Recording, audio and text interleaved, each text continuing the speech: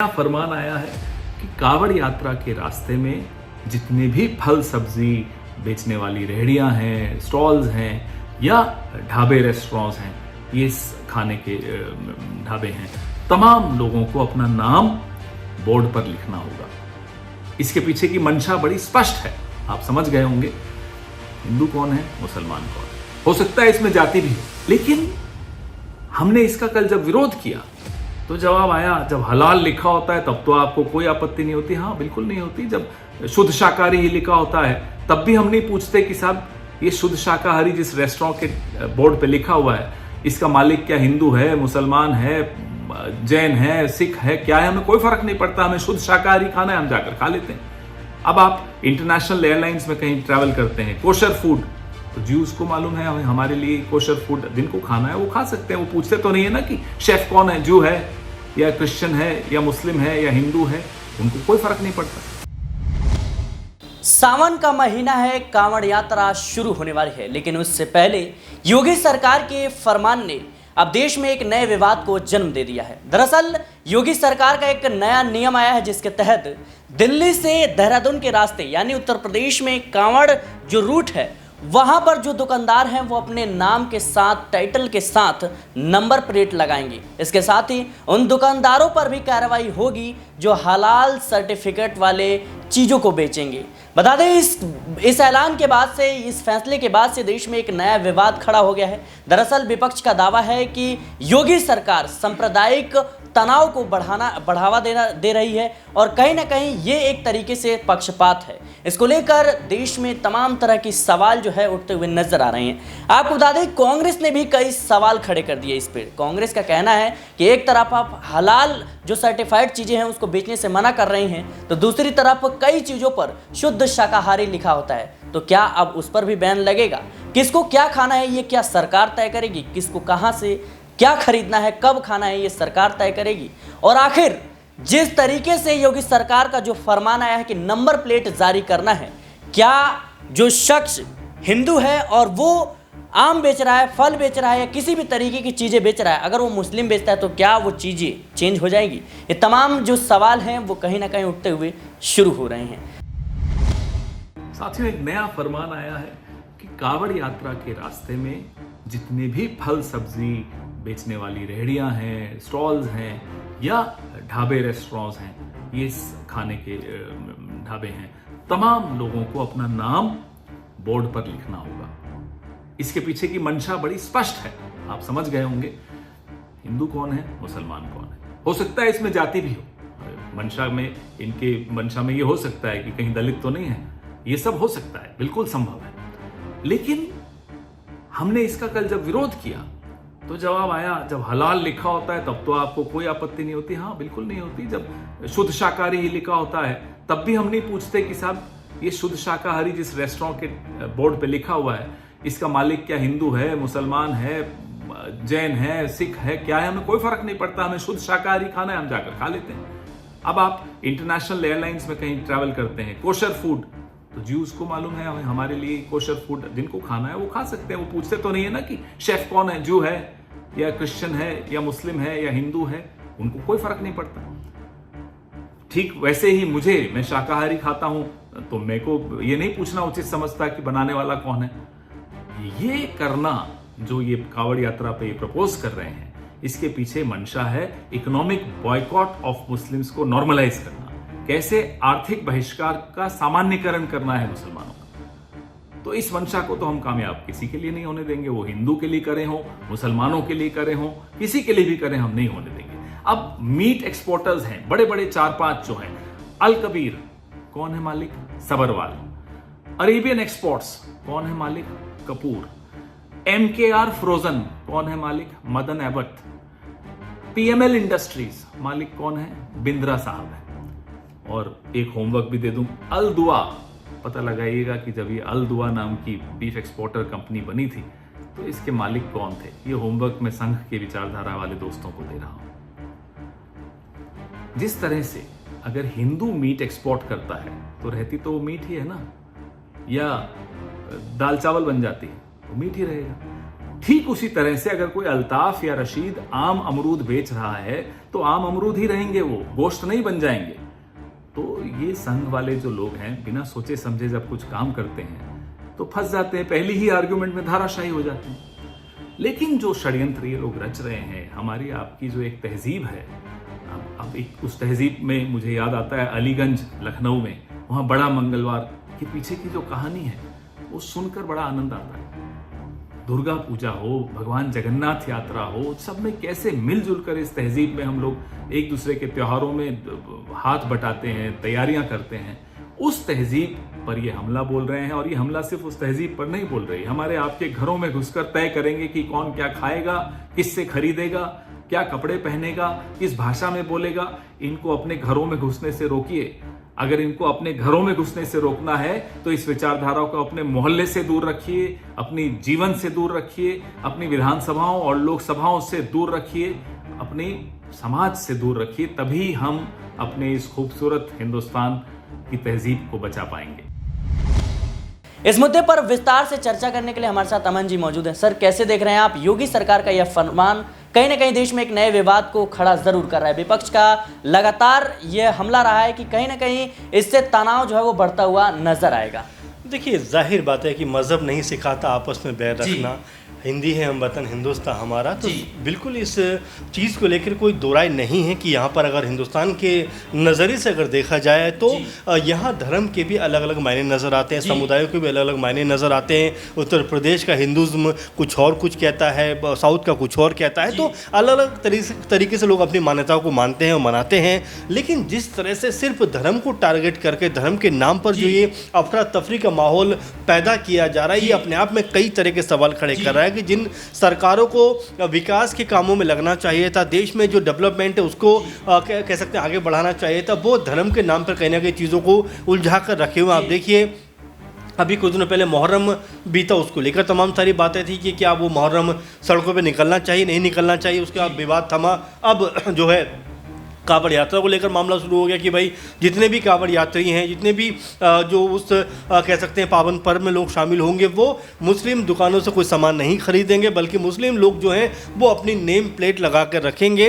तो ज़रा ये बताइए कि जो नेम प्लेट अगर मान लीजिए मुस्लिम लगा दी और एक कह सकते हैं हिंदू कोई फल विक्रेता है, फल बेच रहा है, तो क्या पता कि वो जो फल हैं वो हिंदू के बाग से आए हैं या मुस्लिम के बाग से आए। तो ये जो चीज़ें हो रही हैं अपने आप में राजनीतिकरण का एक बहुत ही घटिया कह सकते हैं नमूना है, जहां पर खुद बीजेपी के लोग भी अब इसके खिलाफ उतरने लगे। आप देखिए, मुख्तार अब्बास नकवी जो हमेशा बीजेपी के हर स्टैंड पे खड़े हुए नजर आते हैं, वो भी ये बात कहते हुए नजर आते हैं कि इस तरह का दोहरा रवैया देश के लिहाज से, देश की एकता के लिहाज से कहीं भी तर्कसंगत, न्याय संगत नहीं है। आप देखिए, सिर्फ बीजेपी की नहीं बल्कि बीजेपी की जो सहयोगी दल हैं, चाहे हम आरएलडी की बात करें, वो ये बात कहते हुए नजर आते हैं कि भाई आप जिस तरह की जो चीज़ों को क्रिएट कर रहे हैं, ये कहीं ना कहीं जो सामाजिक दूरियाँ हैं उनको बढ़ाने का काम करेगा।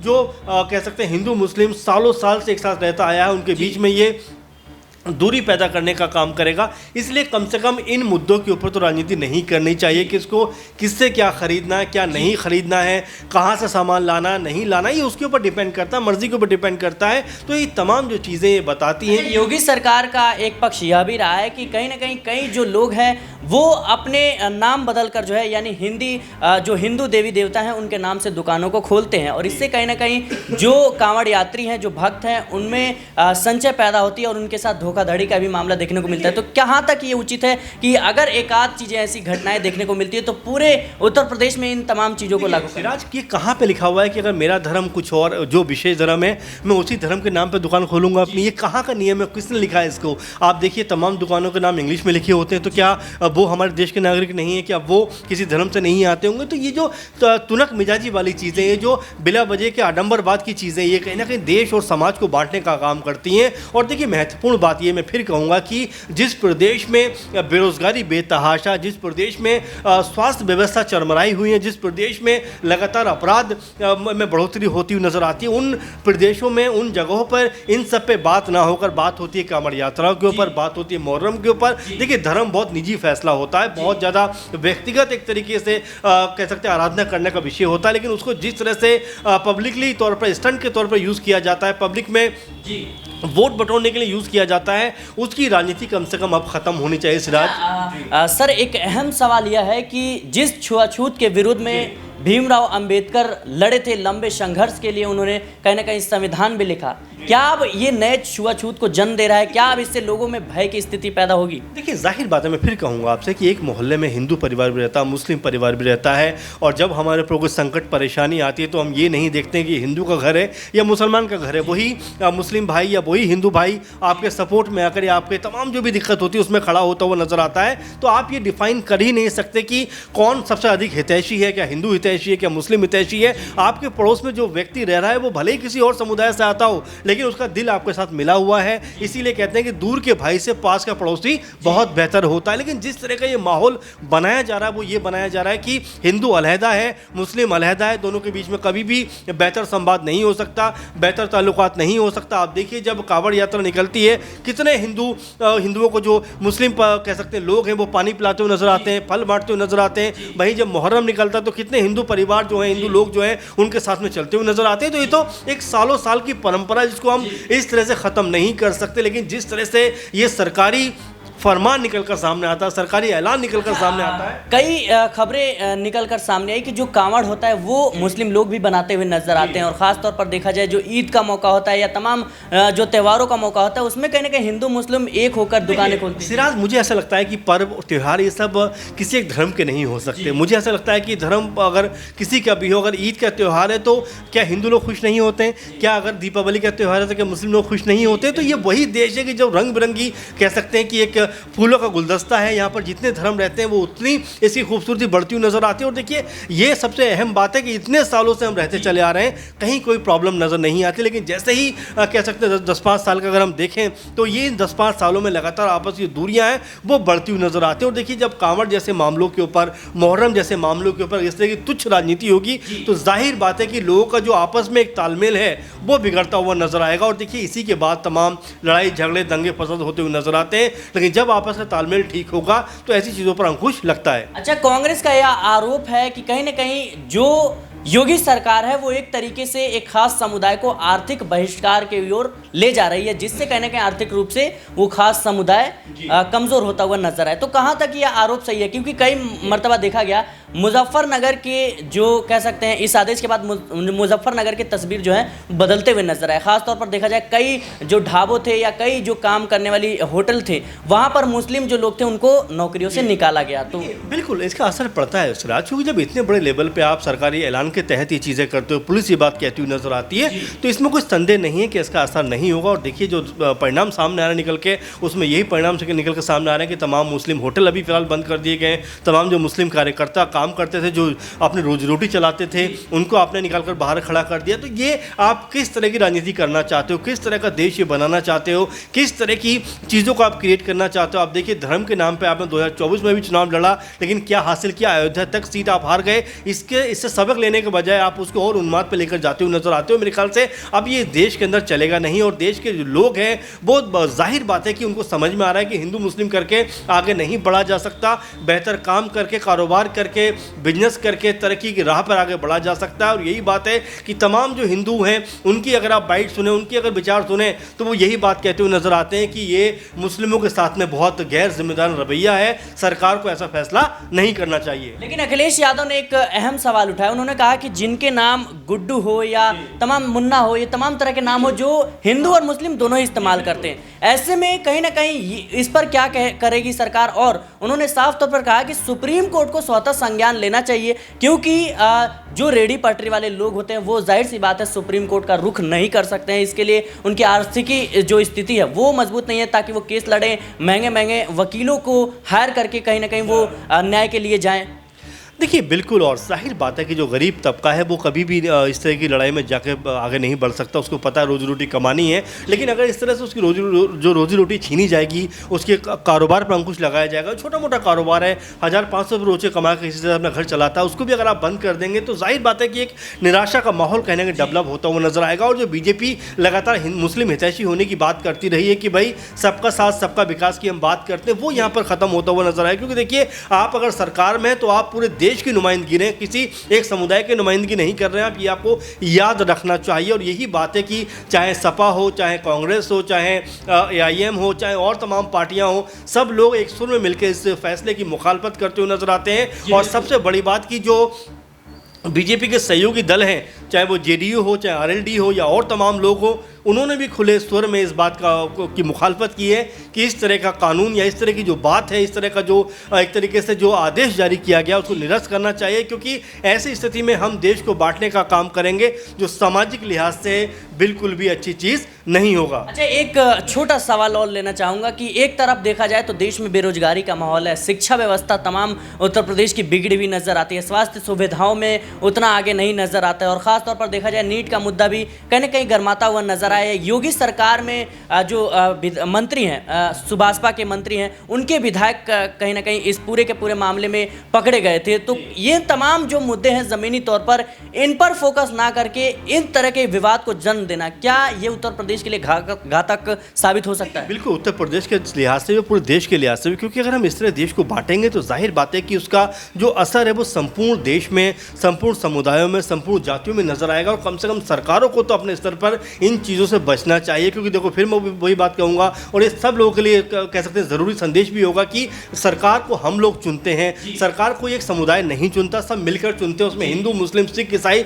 सबके वोट शामिल होते हैं। और देखिए, चुनाव के वक्त में किसने आपको वोट दिया, किसने नहीं दिया, चुनावों के बाद में ये सब बातें खत्म हो जाती हैं। आप पूरे ज़िले के, आप पूरे राज्य के, पूरे देश के कहीं ना कहीं एक तरीके से नुमाइंदगिरी होते हो, और वहाँ पर देश को सर्वप्रथम आप आगे रखते हुए नजर आते हो। लेकिन अगर आप इस तरह की हरकत करोगे, इस तरह की चीज़ों को सामने लेके आओगे, तो जाहिर बात है कि देश और समाज बढ़ता हुआ नजर आएगा। जी बिल्कुल, देश और समाज बढ़ता हुआ नजर आएगा, यह आरोप योगी सरकार पर लग रहे हैं, क्योंकि जिस तरीके से जो फरमान आया है कि कांवड़ यात्रा को देखते हुए कहीं ना कहीं जितने भी जो रास्ते हैं वहाँ पर जो कह सकते हैं खाने पीने की चीज़ें बेचने वाली रेडी पटरियाँ हो या फिर ढाबे हो या होटल हो, वहाँ पर अपने नाम जाहिर करने होंगे, और कहीं ना कहीं इस तरीके के माहौल को बना दिया गया कि कांवड़ यात्री जिधर चाहें उधर से खा सकते हैं। लेकिन अगर सरकार लेकिन इस तरह के मुद्दों से, इस तरह के फैसले से जो विपक्ष का आरोप है कि सांप्रदायिक माहौल बनता हुआ नजर आ रहा है और एक नए कह सकते हैं माहौल को जन्म दे रहा है, नए कह सकते हैं छुआछूत या फिर बंटवारे की ओर कहीं ना कहीं ले जा रहा है, और एक तरीके से कहा जाए तो आर्थिक बहिष्कार के रूप में भी देखा जा रहा है। लेकिन जिस तरीके से पूरा का पूरा विवाद बढ़ रहा है, जाहिर सी बात है विपक्ष लगातार हमलावर हो रही है। इसके साथ ही जो NDA के सहयोगी दल हैं, RLD की बात करें, JDU की बात करें, तमाम जो लोग हैं वो इसका विरोध कर रहे हैं। इसके साथ ही देखा जाए तो मायावती ने साफ तौर पर कहा कि देश की जो स्थिति है उसको सौहार्दपूर्ण बनाने के लिए ये अच्छा कदम नहीं है, और कहीं ना कहीं इससे विवाद हो सकता है। तो उन्होंने वापस लेने का फैसला जो है वो आग्रह किया है। लेकिन अब योगी सरकार पर दबाव बढ़ता हुआ नजर आ रहा है। फिलहाल ये फैसला आप पर छोड़ते हैं कि आपकी क्या राय है इन तमाम तरह के फैसलों को लेकर के। हमें कमेंट बॉक्स में जरूर बताएं। देश और दुनिया की तमाम खबरों के लिए बने रहें नेक्स्ट 9 पॉलिटिकल बाइट के साथ।